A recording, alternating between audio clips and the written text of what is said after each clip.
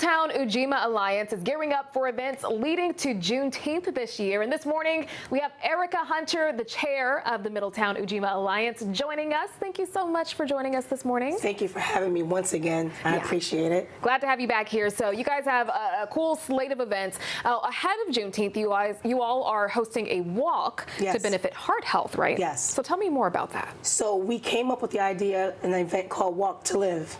It started out as thinking about heart disease being the leading cause of death within the African American community, but actually it's the leading cause of death worldwide amongst any community. It doesn't discriminate whether you're white, black, Puerto Rican, or anything. So now it's really a health crisis, and a lot of people don't know what to do as far as like the healthy ways to eat, how to exercise. So we're doing a walk, and half the proceeds will benefit the American Heart Association as well as the Middletown Ujima Alliance Scholarship Fund, because we're going to be awarding 4 scholarships at the Juneteenth Festival. Now you all are also hosting a event leading up to the big Juneteenth event. Yes, so Sunday is our kickoff, which is the Walk to Live at Beeman Middle School track in Middletown, and that starts at 9 o'clock. And then Saturday, June 10th, is Jubilation in the Park at the Middletown South Green. We have ministers of music from different ministries across the state coming to do praise and worship in the Middletown Green Park, and it's going to be a spectacular event from 4 to 7.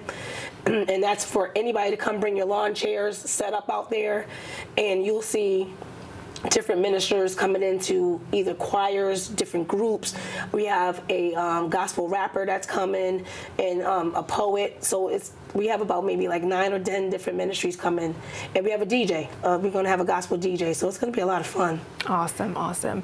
Now, of course, the big finale, the grand finale, is on Juneteenth, which is on June 19th. That's a Monday. Now, before we get to that event, tell me why you think it's important that the communities around the state come together on this day to recognize the Juneteenth holiday.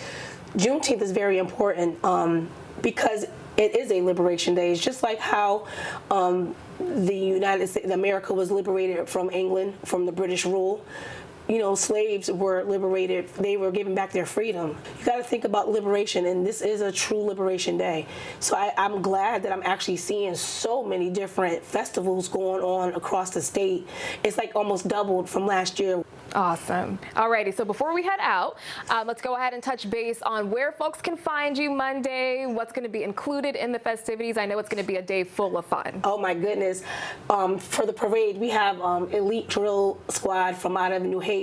We have the Proud Drill and Drum Corps team from right out of Hartford.